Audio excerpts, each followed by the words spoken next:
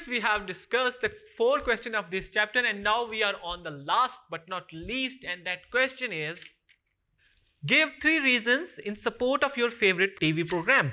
Students, ये question purely subjective question है और सब्जेक्टिव वो क्वेश्चन होता है जिसमें आपकी इंडिविजुअल राय मांगी जाती है और हर बंदे की अपनी अपनी राय होती है, अपनी अपनी पसंद होती है. फॉर एग्जाम्पल, अब ये क्वेश्चन मैं अपने तरीके से लूंगा कि मैं वो 3 रीजंस दूंगा अपने फेवरेट प्रोग्राम की सपोर्ट में. Let's say I like Bazm Tariq Aziz show because मुझे बज़्म तारिक अजीज शो पसंद है. क्यों पसंद है? 3 रीजन उसके देने.